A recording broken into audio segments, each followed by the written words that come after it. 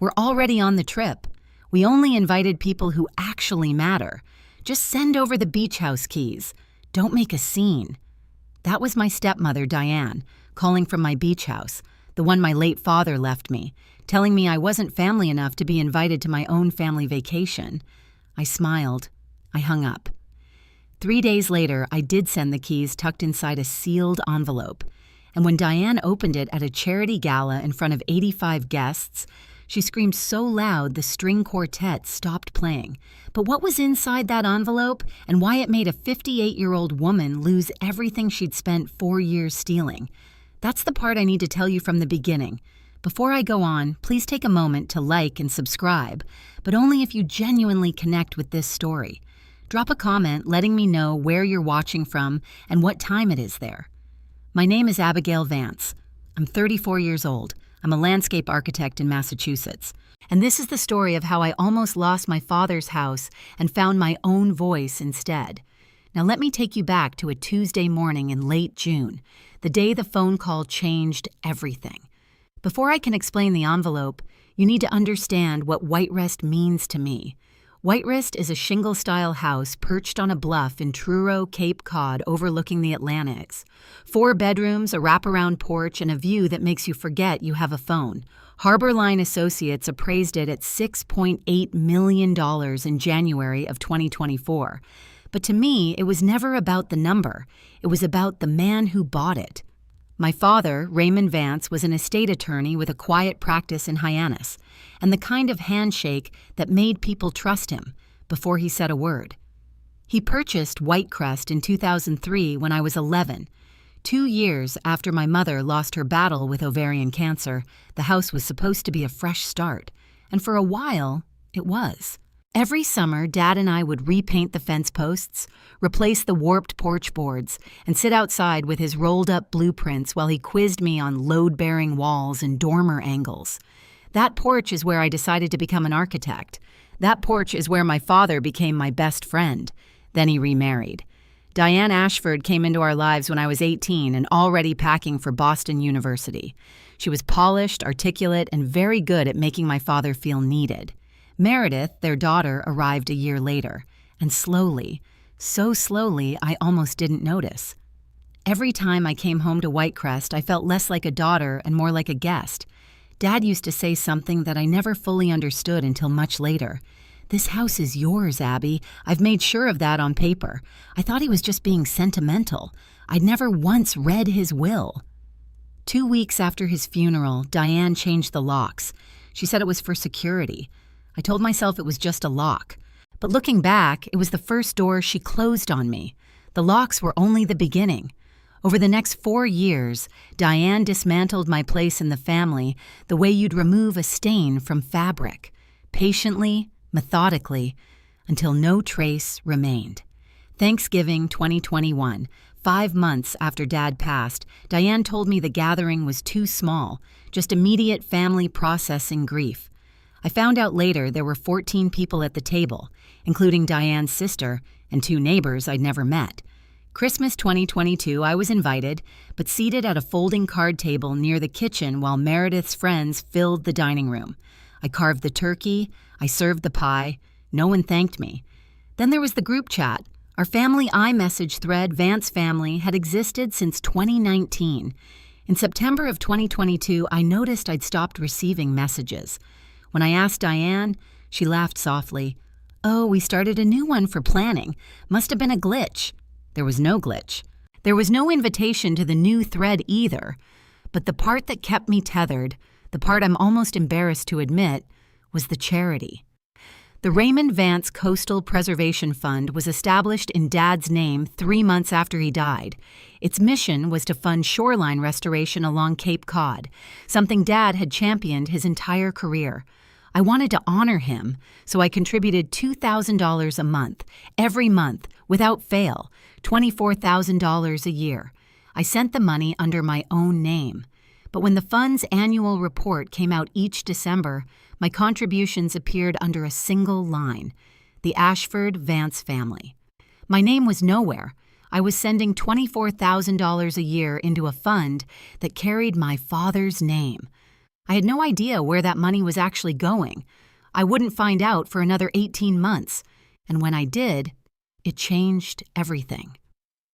Tuesday, June 25th, 2007 in the afternoon. I remember the time because I was staring at my desk clock trying to talk myself out of making the call. Every summer, the Vance family spent a week at Whitecrest. Every summer, I tried to coordinate my project schedule around it.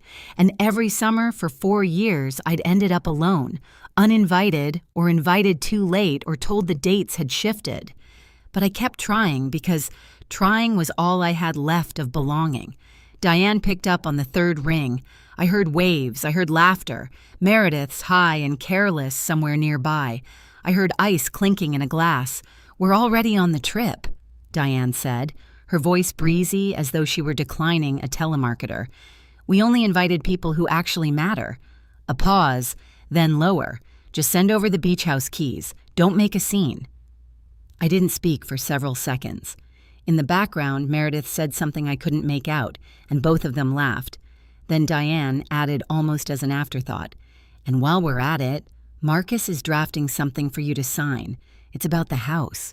It's time we made things official, Abigail." "Your father would have wanted the whole family to share it." She hung up before I could respond. I sat in my studio with my hands flat on the desk, my chest tight, my vision slightly blurred. Then I opened my email. There it was, sent 45 minutes before the call from Marcus Bentley, attorney at law. A voluntary quitclaim deed, transferring sole ownership of Whiterest to the Ashford Vance Family Trust. Signature deadline, 10 days. My father's signature was in his will, leaving me that house, and someone was asking me to erase it. That's when I picked up the phone again, not to call Diane, but to dial a number I'd saved in my contacts for 4 years and never once used. Thomas Calloway, my father's oldest friend. Thomas Calloway's office sat on a quiet side street in Hyannis above a nautical bookshop that smelled like cedar and salt. I was there by 2 o'clock the next afternoon, June 26th, sitting across from a 61-year-old man with silver hair, reading glasses on a chain, and the kind of steady calm that told me he'd been expecting this call for a long time. "Your father asked me not to reach out first," Thomas said, sliding a manila folder across the desk. "He said you'd come when you were ready." Inside was a certified copy of Raymond Vance's last will and testament, amended March 15th, 2021, 3 months before he died. I'd been given a copy at the reading, but I'd never studied it closely. Grief does that. You file things away and tell yourself you'll read them later, and later turns into years. Thomas guided me to the section on Whiterest. The language was unambiguous. The property was bequeathed. Solely to Abigail Ella Vance, free and clear, not marital property, not trust, eligible mine. Then he turned to a clause I'd never noticed. Article 14.3, the forfeit provision.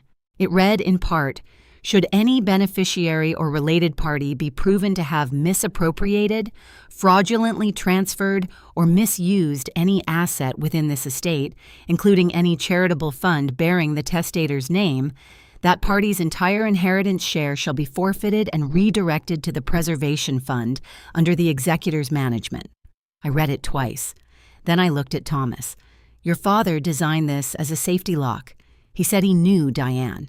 He didn't trust her with the finances, but he also didn't want a war before there was proof." Thomas paused, removed his glasses, and met my eyes.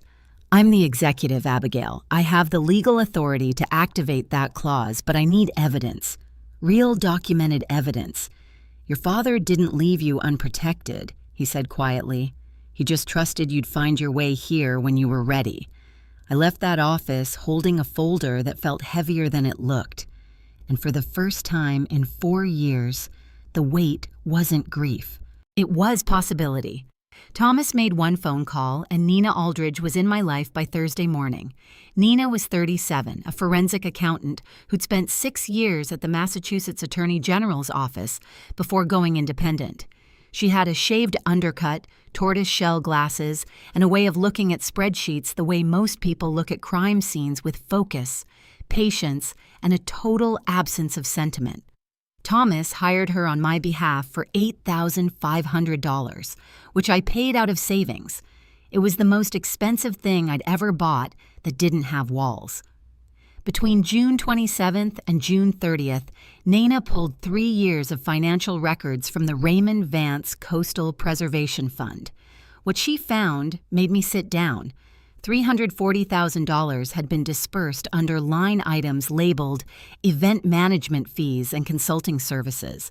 The vendors listed were either non-existent or traceable to a single shell LLC. Ashford Creative registered in Delaware in August of 2022. The sole member of that LLC was Meredith Vance. The money flowed from the fund into Ashford Creative's account, then straight into Meredith's personal Wells Fargo checking account. 17 separate transactions over 28 months, and my $24,000 a year logged in the fund's donor records under the Ashford Vance family. My name erased. Nina compiled a 47-page report notarized on July 7th with copies of the LLC filing, bank transaction histories obtained legally through a subpoena Thomas secured as executor, and a 1-page summary timeline mapping every dollar to every date. "The paper trail is clean," Abigail Nah told me, squaring the pages on her desk. They weren't even careful. They didn't think anyone would look. $340,000. Every cent traceable. But I didn't go to the police. I didn't call Diane because Thomas told me there was a better way, and it started with a gala invitation that had just arrived in my mailbox. The night of June 30th, I sat alone in my apartment in South Boston with everything laid out on the kitchen table like evidence at a trial. The certified copy of Dad's will, Nina's 47-page report, the quit-claim deed from Marcus Bentley, and a cream-colored invitation embossed in navy ink. The Raymond Vance Coastal Preservation Fund cordially invites you to our annual benefit gala. July 12th, Harbor View Hotel, Edgartown, Martha's Vineyard. Cocktails at 6 p.m., dinner and program to follow. 85 confirmed guests. The guest list read like a who's who of Cape Cod philanthropy: the president of Cape Cod 5 Bank, 2 Edgartown selectmen, 3 real estate attorneys, Margaret Hale from the Cape Cod Times, and a representative from the Massachusetts Attorney General's nonprofit division, invited by Diane herself, no less, to demonstrate the fund's transparency. I picked up the framed photo of Dad from the bookshelf. He was standing on the White Crest porch, sleeves rolled, squinting into the sun, holding a paintbrush like a conductor's baton. I could almost hear him. "A house is just wooden nails, Abby, but what you build inside it, that's the legacy." At 11:47 that night, I wrote Thomas an email. "I'm not signing the quitclaim. I'll be at the gala. Let's do this the right way." He responded in 9 minutes. "Your father always said you'd know when it was time. I'll file the motion with Barnstable Probate Court on Monday. Hearing date, July 18th. I closed my laptop and looked at the table again. In 12 days, I would walk into a room where my stepmother was queen, and I would hand her an envelope that could end her reign. I had spent 4 years being the person who didn't make a scene. That era was over. I sometimes wondered whether Diane ever lay awake at night, worrying that someone might look too closely. Based on what happened next, I don't think she lost a minute of sleep. On July 2nd, Meredith emailed me. The subject line was a single heart emoji. The message was not as gentle. "Mom says you haven't signed the deed yet. She's putting you on the gala guest list as a courtesy, but she really hopes you won't make this awkward for everyone." Dad would hate that. Dad would hate that. She used our dead father as a leash, and she didn't even flinch typing it. The same day, Thomas flagged something in the court filings. Marcus Bentley had filed a claim on July 1st at Barnstable Probate Court, arguing that Whitecrest was a jointly held marital asset, that because Raymond had used income earned during his marriage to Diane for property maintenance and taxes, Diane had a lawful, equitable interest. It was a stretch, but it was strategic. If a judge entertained it, the case could drag on for months. Then Thomas obtained the gala's run of show from a board member he knew. The plan was surgical. After a tribute video for Raymond, Diane would take the stage to announce that the Vance family has unanimously agreed to transfer Whitecrest into the Ashford Vance Family Trust as a community coastal center. She intended to present it as a done deal. my signature already implied in front of 85 influential witnesses. By the time the truth came out, social pressure would have cemented the narrative. But buried in that same guest list, Thomas noticed a name that made him pause. Margaret Hale, investigative reporter for the Cape Cod Times, specializing in nonprofit governance. Diane had invited her for the PR. She had no idea she'd handed us a front-row witness. She built her own stage, Thomas said over the phone that evening, and she doesn't know we're about to use it. The 7 days between July 3rd and July 10th were the quietest of my life and the most deliberate.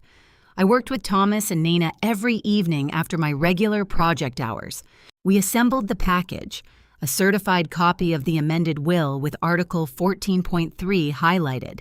Na's notarized 47-page audit report finalized and signed on July 7th. A single-page timeline summarizing every fraudulent transaction with dates and dollar amounts and copies of the Ashford Creative LLC registration alongside the corresponding bank transfers. During the days, I kept my head down and finished what I'd started.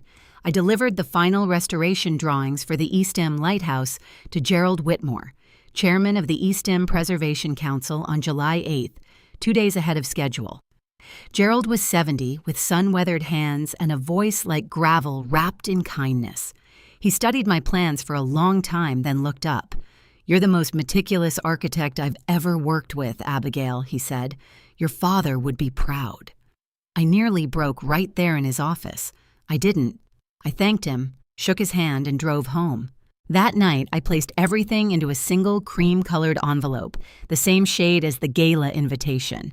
I slid the spare white crest keys in first, then the documents. I sealed it with clear packing tape and wrote on the front in my Nest handwriting for Diane Ashford Vance as requested. She wanted the keys.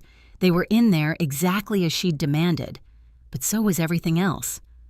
I didn't lose sleep those 7 days. For the first time in 4 years, I slept like someone who had stopped pretending that silence was peace, that compliance was love, that giving everything away was the price of belonging. The envelope sat on my nightstand like a quiet grenade. In 48 hours, I'd deliver it in person.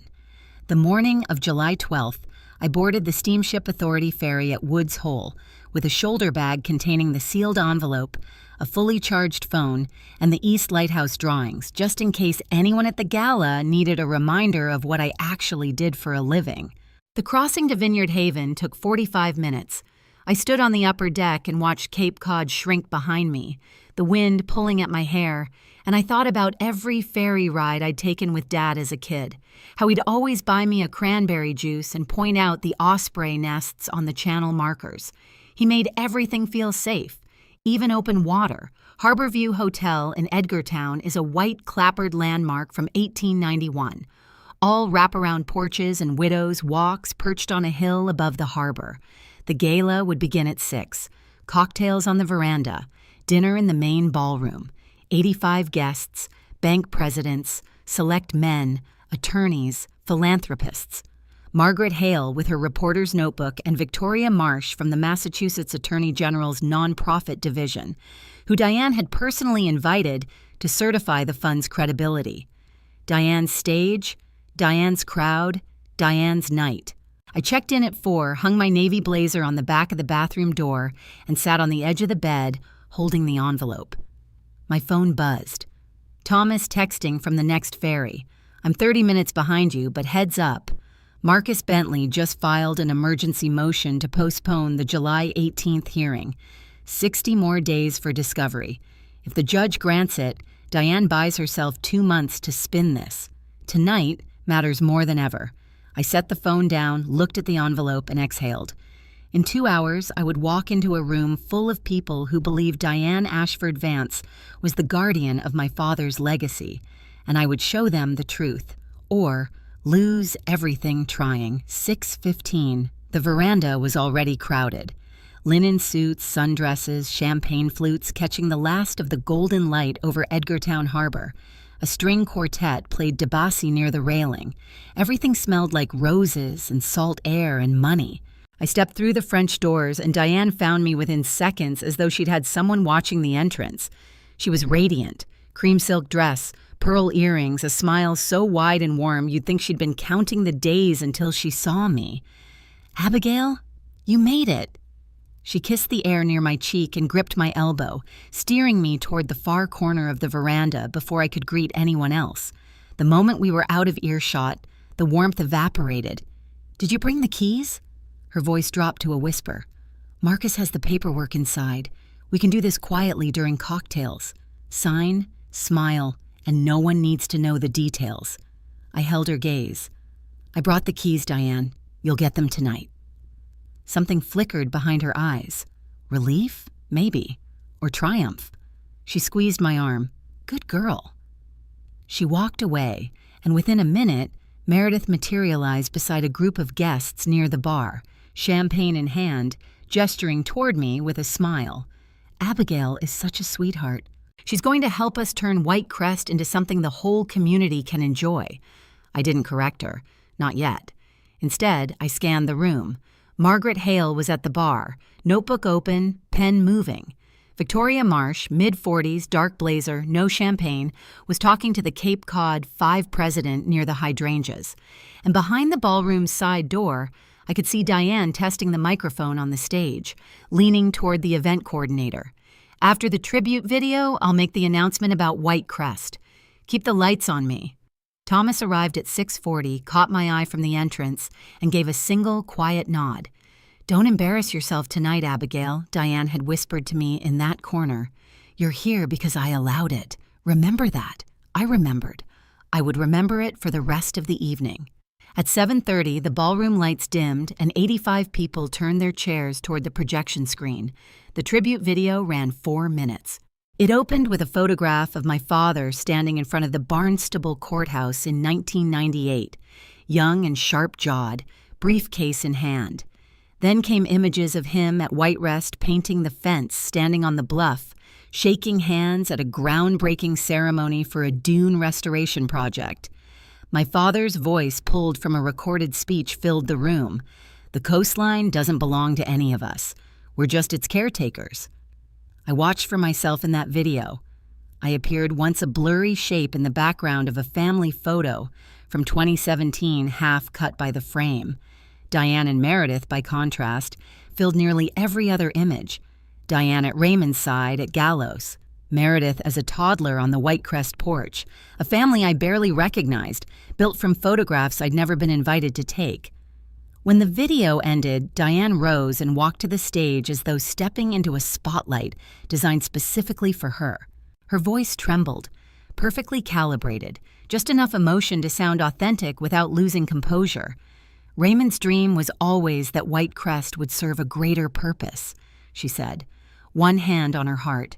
"And tonight, I'm proud to announce that our family, united, has decided to transfer the property into the Ashford Vance Family Trust to become a coastal preservation center open to the public." Applause filled the room. Margaret Hale looked up from her notes. Victoria Marsh nodded approvingly. Then Diane turned, found me at table 4, and extended her hand like a queen summoning a subject. "Abigail, sweetheart, would you like to come up and say a few words? We have the paperwork ready. This is your father's legacy, after all." 85 pairs of eyes turned to me. The room was silent except for the faint clink of a glass somewhere near the back. I stood up. I picked up the envelope from beside my plate, and I walked toward the stage. Diane was smiling, the kind of smile that says, "I've already won." She had no idea that the envelope in my hand wasn't a surrender. The stage was small, just a riser with a podium and a single microphone, but it felt enormous. The ballroom lights were angled upward, and I could see every face in the first 3 rows clearly. Benefactors, select men. Margaret Hale with her pen frozen midward. Diane stood beside me, still smiling, her hand resting lightly on my shoulder as though presenting a gift. I leaned into the microphone. "Thank you, Diane, for that beautiful tribute," I said. My voice was steady, steadier than I expected. My father loved White more than any place on earth, and he was very, very specific about what he wanted for it. I paused. The room waited. I won't be signing the quit-claim deed tonight. I let the sentence land. Somewhere near the back, a chair creaked. White crest was left to me, solely to me. In my father's final will, dated March 15, 2021, and executed by his attorney and estate executive, Thomas Calloway, who is here tonight. Thomas stood at table 7. He adjusted his jacket, nodded once toward the room, and remained standing. Deanne's hand slid off my shoulder. The murmuring started, low, confused, spreading table by table like wind through tall grass. I turned to Diane and held out the envelope. "You asked for the keys," I said, my voice still even. "They're in here, along with something else my father left. Something I think everyone in this room should know about." Diane's composure held for exactly 3 seconds. She took the envelope, tore it open, and the white crest keys clattered onto the podium. Then she pulled out the documents.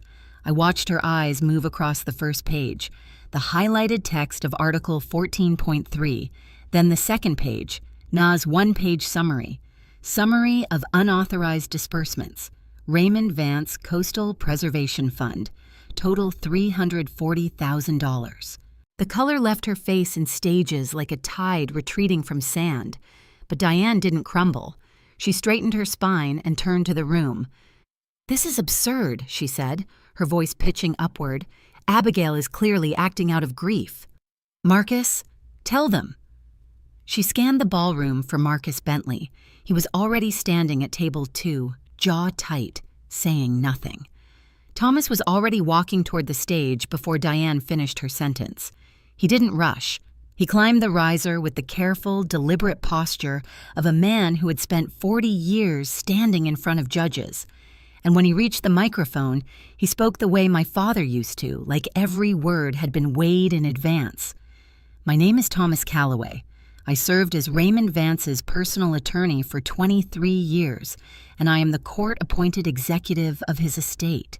He paused, letting the credentials settle. "The will is unambiguous. White crest belongs to Abigail Vance. It has never been subject to any family trust, marital claim, or shared arrangement." He turned a page in the folder he'd carried to the stage. Article 14.3 of the will contains a forfeit clause drafted by Raymond himself, which states that any beneficiary or related party proven to have misappropriated funds from the estate, including the charitable fund bearing his name, forfeits their entire inheritance. Then came the numbers. Ashford Creative LLC, registered in Delaware, August 2022, sole member Meredith Vance. Thomas read each fact as though reading a court filing. 17 separate transactions over 28 months. $340,000 dispersed as consulting and event management fees to a company with no employees, no office address, no tax filings, and no documented deliverables. Meredith shot to her feet at table 3, face flushed. "That's my consulting company. I did real work." Thomas didn't raise his voice. "The LLC has produced no invoices, no contracts, and no evidence of services rendered. The funds transferred directly to your personal bank account." Silence. Absolute ringing silence filled the ballroom. Victoria Marsh, the AG representative, set her glass on the table, pulled out her phone, and stepped toward the corridor. Margaret Hale's voice recorder had been running for 5 minutes already, its small red light glowing beside her napkin, and Marcus Bentley stood, adjusted his tie, and said quietly to Diane, "I need to speak with my client privately." Then he walked out of the ballroom without looking back. Marcus walked out, and with him walked the last person willing to defend Diane Ashford Vance in a room full of witnesses. What happened next is something I've replayed in my mind more times than I can count. Not because it felt good, because it felt irreversible. Diane stood at the podium, alone now, the microphone still live. The room was so quiet I could hear the harbor bell outside. She gripped the edge of the podium with both hands and did the one thing she should not have done. She kept talking. "Raymond would be ashamed of you, Abigail." Her voice cracked, but not from grief, from rage. "You're destroying this family for a house." No one moved. 85 people had just heard documented evidence that Diane had siphoned $340,000 from her late husband's charity, and now she was invoking his name to shame the daughter he'd specifically protected. The silence stretched for 3 long seconds. Then Gerald Whitmore, the man who'd called my lighthouse restoration work meticulous, the chairman of the East Preservation Council, stood up at table 5. "I've worked with Abigail for 2 years," he said, his gravel voice carrying without a microphone. She restored the East Lighthouse with the kind of integrity Raymond himself would have demanded. He paused, looked directly at Diane. "I think we all know who's destroying what here." Scattered applause broke out, then spread, rippling across the room like a wave finding shore. Diane grabbed Meredith by the wrist and turned for the exit. But as they passed table 3, Meredith, crying now, mascara running, said something into the still, live wireless mic clipped to the floral centerpiece. "You promised no one would find out, Mom." The words rang through the speakers, clear as a bell. Margaret Hale wrote them down verbatim. Diane didn't look back. The ballroom doors closed behind them, and the string quartet, unsure of what else to do, began to play again softly, as though hoping the music might erase what everyone had just witnessed. It wouldn't. Victoria Marsh returned from the corridor and walked straight to Thomas. "My office will be requesting a full audit of the fund first thing Monday," she said, her voice low but firm. "This isn't just a family matter anymore." I didn't say another word after Diane left the stage. I didn't need to. The numbers had already said everything. Thursday, July 18th, 10 in the morning, Barnstable County Probate and Family Court. I wore the same navy blazer I'd worn at the gala. Not because I was making a statement, but because it was the only professional jacket I owned that didn't have paint on the cuffs. Thomas sat beside me at the petitioner's table.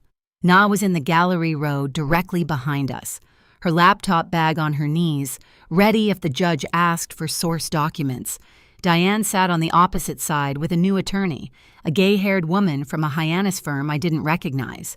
Marcus Bentley had formally withdrawn from the case on July 15th, citing irreconcilable differences in legal strategy. Meredith was not present. The emergency motion to postpone had been denied. The Attorney General's office had filed a brief the previous week supporting the original hearing date, arguing that any delay risked further dissipation of estate assets while the fund remained under investigation. Thomas presented the case methodically. He entered into evidence the certified will, the forfeit clause, and Nana's 47-page report, which had already been filed with the court 10 days earlier. Deanne's new attorney challenged the standing of the forfeit provision, arguing it was unusually punitive. Judge Eleanor Garrett listened, reviewed the will's language for several minutes, then removed her glasses. The deedant's intent was clear. She said his language was precise, and the evidence of misappropriation is unambiguous. The forfeit clause is hereby activated. She read the ruling slowly. Deanne's entire inheritance share, the life insurance payout of $1.22 million, still held in escrow. Her equity interest in the fund, her claim to any jointly managed estate assets, was forfeited and redirected to the Preservation Fund under Thomas's management as executive. Whitecrest was confirmed as the sole property of Abigail Elaine Vance. No encumbrance, no dispute. Diane sat motionless through the ruling, her hands folded in her lap, staring at a point somewhere above the judge's head. She didn't cry. She didn't speak. When it was over, she stood, buttoned her jacket, and walked out of the courtroom without looking at me. It was the first time in 4 years that Diane Ashford Vance had nothing to say to me, and I realized with a strange, hollow clarity that silence was the only honest thing she'd ever given me. The article went live at 6 o'clock in the morning on Monday, July 22nd. Margaret Hale's byline ran across the top of the Cape Cod Times digital edition. Vance Foundation under state scrutiny after gala revelation. $340,000 in questionable disbursements. 2,200 words front page of the online edition citing the audit report. a statement from Victoria Marsh's office, and on the record confirmation from Thomas that the forfeit clause had been activated by judicial order. The article did not name me as the person who brought the evidence forward. Thomas, in his capacity as executive, was the formal complainant. I was mentioned once. Abigail Vance, the sole heir to the White Crest property and a licensed landscape architect specializing in historic coastal restoration. That was enough. That was more than Diane had ever allowed me to be in print. By noon, my phone had 47 unread messages. Friends, former classmates, colleagues, people I hadn't heard from in years, reaching out with some version of, "I had no idea," or "I always thought something was off." Gerald Whitmore texted a single line, "Proud of you, kid." The institutional fallout was immediate. Cape Cod 5 announced the suspension of its $50,000 annual grant to the fund pending the outcome of the Attorney General's review. 2 individual donors, both gala attendees, withdrew pledges totaling $35,000. Diane posted a Facebook status that evening.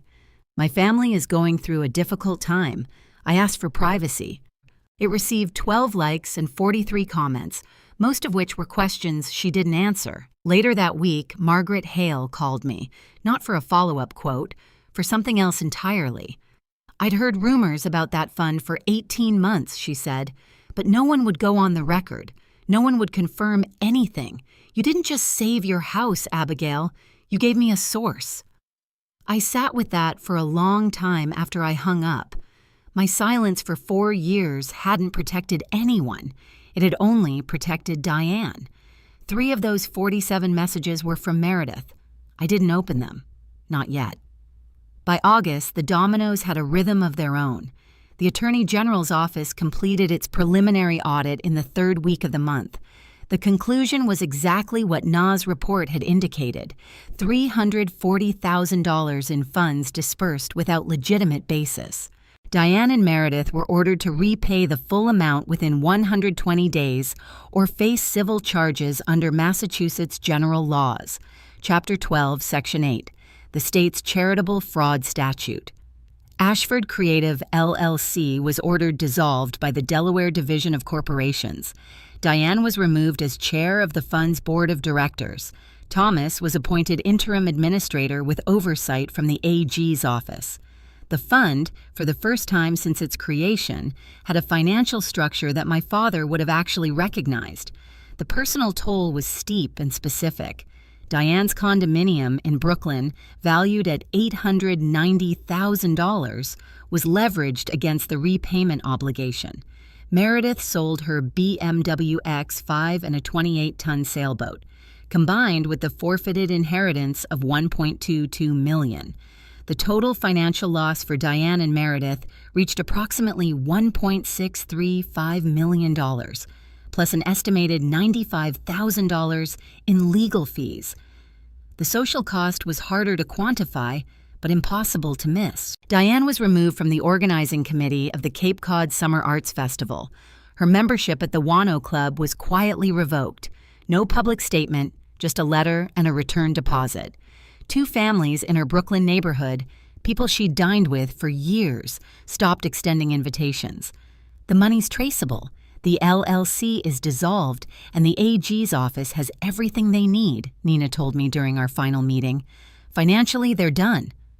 I thanked her, paid the remaining balance on her fee, and drove home through late summer traffic, thinking about a word I hadn't used in 4 years. Enough.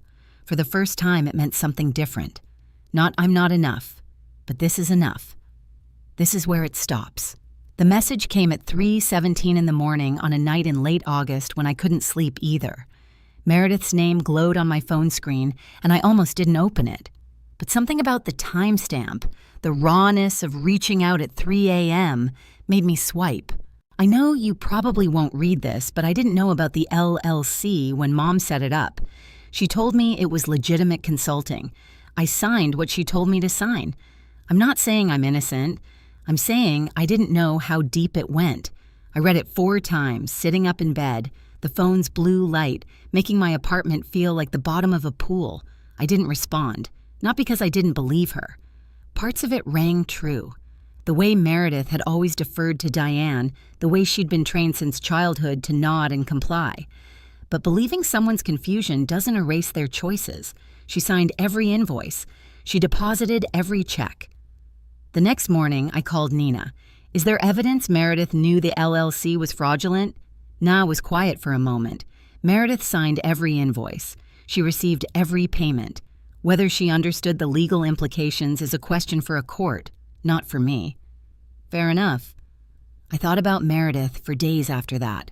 26 years old, raised under Diane's roof and Diane's rules, never taught to question, never required to earn. If I'd grown up in that house instead of on the White Crest porch with Dad, would I be different? I didn't know. But I knew that understanding someone's circumstances didn't mean accepting what they'd done with them. Have you ever had someone in your life who hurt you? Not out of malice, maybe, but out of weakness. Someone you couldn't quite hate and couldn't quite forgive. I'd love to hear how you handled it. Share in the comments. I didn't respond to Meredith that night, but I saved her message. I had a feeling I'd need to read it again when I was ready to decide what kind of sister I wanted to be. September arrived the way it always does on Cape Cod, with a sharpening of the light and a thinning of the crowds, and for the first time the season felt like mine. Gerald Whitmore invited me to join the East End Preservation Council as an architectural advisor. It was a volunteer position with no salary and a title that wouldn't impress anyone at a cocktail party. But it was the first time my name appeared on any board in the Cape Cod conservation community. And it appeared because of my work, not my last name. The Cape Cod Chronicle published a feature on the East Lighthouse restoration in mid-September. The article was about the building, its history, its structural challenges, the 18 months of careful work that brought it back from the edge of condemnation. My name appeared in the 4th paragraph. Abigail Vance, the project's lead architect, has earned a reputation for meticulous preservation work that balances historical integrity with modern resilience. There was no mention of the gala, the fund, or Diane. And that was exactly what I wanted, to be known for what I built, not for what almost got taken from me. My studio's phone started ringing more often after that. 3 new restoration contracts came in from Cape Cod homeowners between September and November, totaling $420,000 in projected revenue, more than double what I'd earned the previous year. I turned down 2 podcast invitations and 1 request for a magazine profile. It's a private matter, I told each of them. The courts handled it. I wasn't being modest. I was being deliberate. The story I wanted to tell with my life wasn't about revenge. It was about work and roots and the stubborn act of building things that last. Victoria Marsh sent Thomas a letter in October thanking him for his cooperation. Her office was reviewing oversight protocols for family-managed charitable funds in Massachusetts using the Vance case anonymized as a reference study. My father's name was becoming what it should have been all along, a standard, not a prop. In October, Diane reached out, not to me directly, but through Thomas. She wanted to meet. She said she wanted to talk. I agreed, but on my terms. Thomas's office in Hyannis. Thomas present as mediator. No attorney from Diane's side. No Meredith. No recordings from her end. If she wanted a conversation, it would happen in a room with clear walls and clear rules. We met on a Thursday afternoon. Diane looked smaller than I remembered. Or maybe she just looked her age for the first time. No pearls, no silk, a gray cardigan buttoned to the collar, her hands wrapped around a paper coffee cup she never drank from. She cried. I expected that. She said, I only wanted to protect what Raymond built. I'd expected that too. I let her finish. Then I spoke. And I'd rehearsed this not for drama, but for precision because I knew if I didn't get the words exactly right, I'd either say too little or too much. Diane, you didn't protect what he built. You tried to take what he left for me. I don't hate you, but I won't let you have access to my life the way you've had for the last 4 years. If you want a relationship, it starts with honesty, not control. Then I laid out 3 conditions. First, all communication regarding property, finances, or estate matters would go through Thomas. No direct contact. Second, the fund repayment must be completed in full before any family gathering of any kind. Third, I would not attend any event organized under the Vance family name until the fund was restructured with independent oversight. Diane listened. She didn't argue. When I finished, she said quietly, almost to herself, "You sound just like your father." "Thank you," I said. "That's the best thing you've ever said to me. A boundary isn't a punishment, and I wanted her to understand that. It's the price of staying in someone's life when trust has to be rebuilt from nothing." I responded to Meredith's message in November, 2 months after she'd sent it. I kept it short. "I read your message. I believe you didn't understand the full picture, but you benefited from it. And that's something you have to own.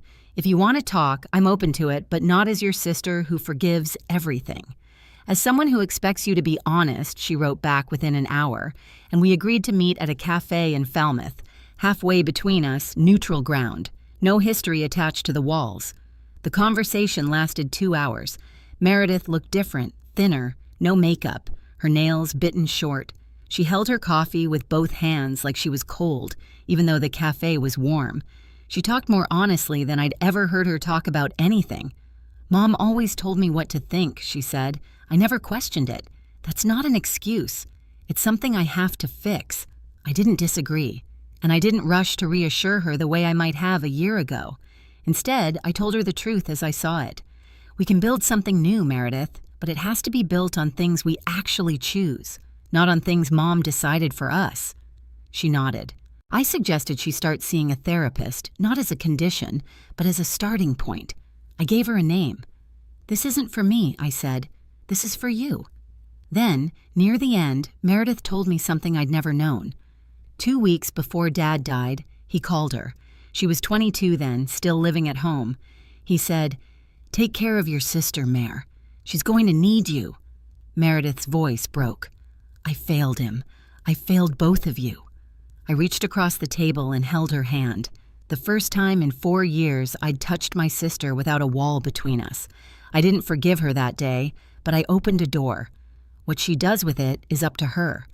I drove to Whitecrest at the end of November when the Cape was empty and the wind had teeth. The locksmith met me at 9 in the morning. I watched him change every lock on every door, front, back, side porch.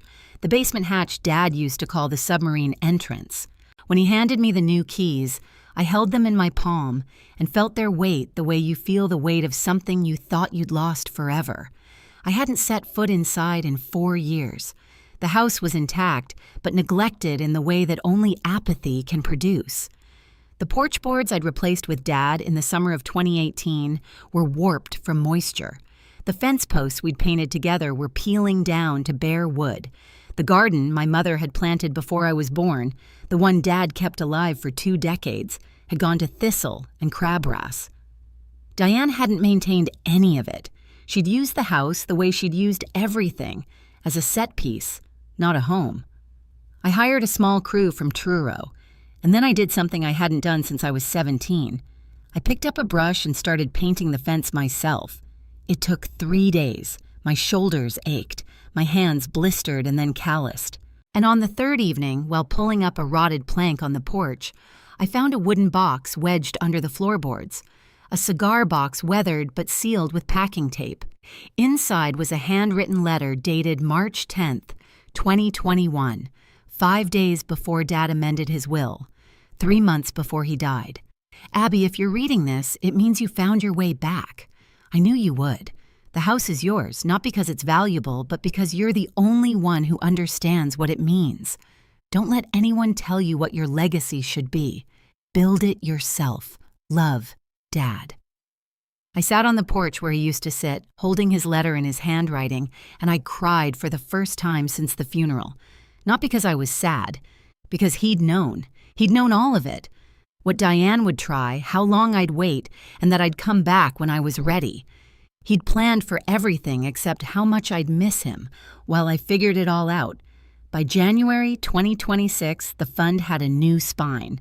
Thomas completed the restructuring over the holidays, and when he walked me through the final documents in his Hyannis office, I could see the relief on his face, the kind that comes not from victory, but from a promise finally kept. The Raymond Vance Coastal Preservation Fund retained its original name. Dad had chosen it, and no one else's hands would change that, but everything underneath was rebuilt.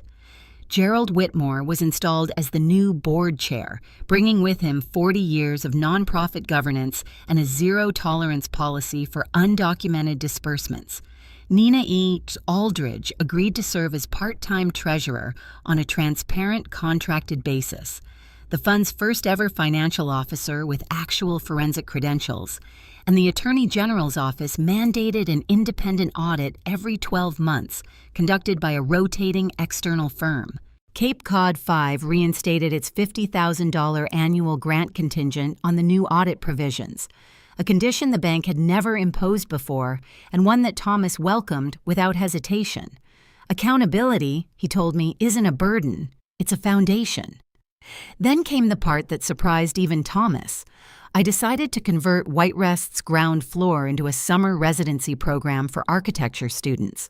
4 fellows, 6 weeks working on real preservation projects along the Outer Cape under professional mentorship.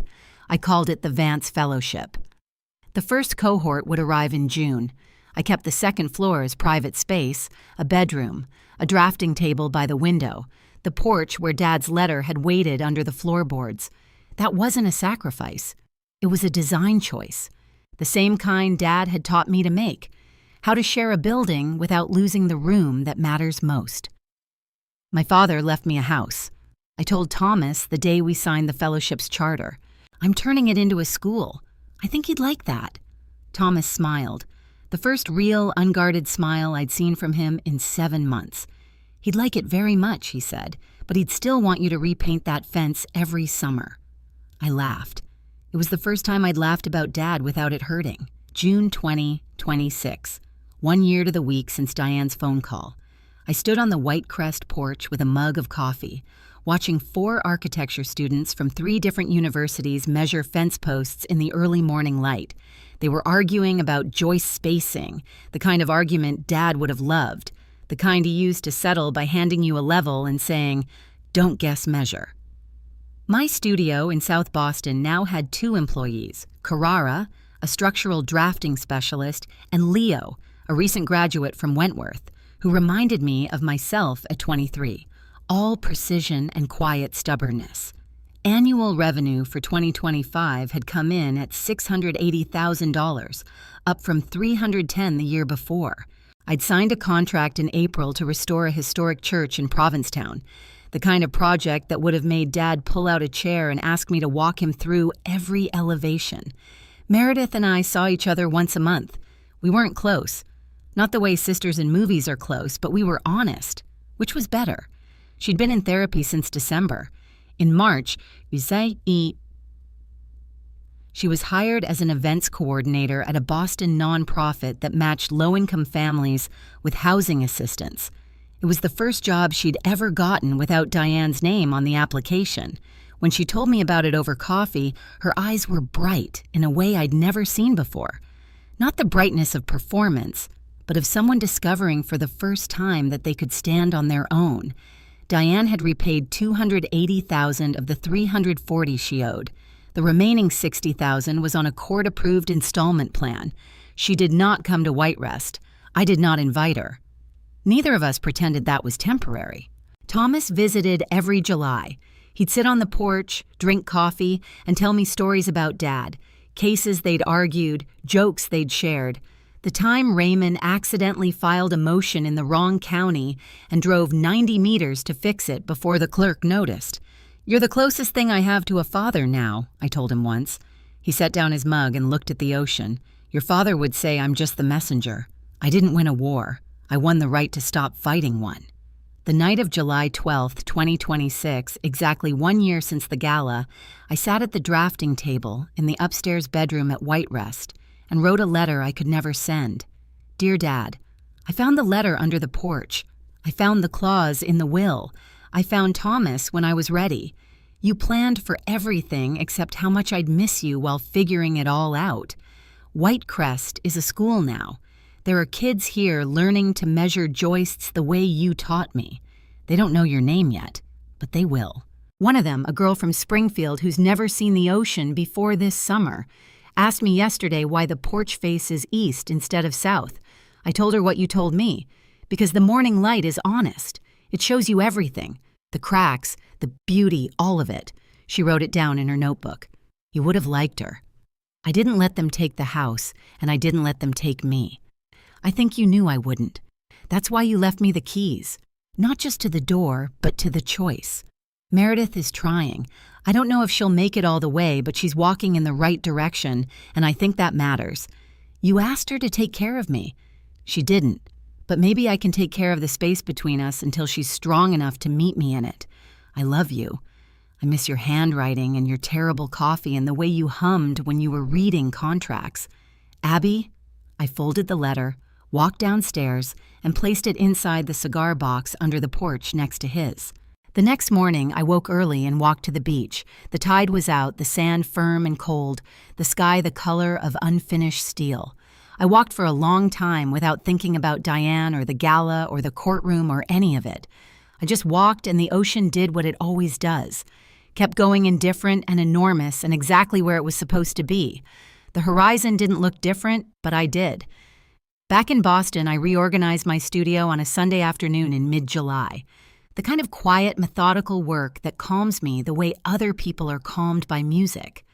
I hung 3 things on the wall behind my drafting table. The first was a framed copy of the opening page of Dad's will. Not the forfeit clause, not the property section, but the preamble where he'd written in his own hand. I leave these things not as possessions, but as responsibilities.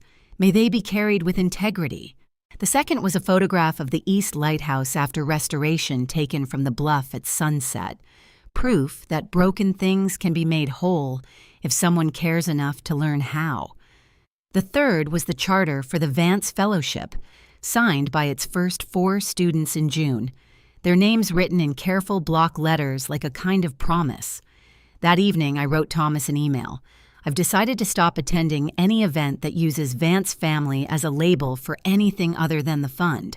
From now on, I'm Abigail, an architect, a fellow, a friend. Not Raymond's daughter, not Diane's stepdaughter. Just me, he replied before I'd closed the laptop. That's the most Raymond Vance thing you've ever said. I smiled at the screen, shut it, and walked outside. South Boston in July is loud and bright and unapologetic. Car horns and laughter and someone grilling on a rooftop 3 buildings over. I stood on the sidewalk and let the city move around me for a minute, feeling something I didn't have a clean word for. Not happiness exactly, not relief, something more like alignment. The sense that the life I was living and the person I was had finally caught up to each other. I used to think legacy was something you inherited. Now I know it's something you build. One boundary, one blueprint, one honest choice at a time. That's my story. If any part of it felt familiar, the silence, the pressure, the moment you realized you deserved better, I hope this gives you permission to protect yourself the way my father protected me. Not with anger, but with preparation and principle. If this story stayed with you, please hit like and subscribe and check the description below. There's another story there about someone who was told they'd never be enough. They proved everyone wrong. I think you'll want to hear it. Thank you for listening. Take care of yourselves and your boundaries.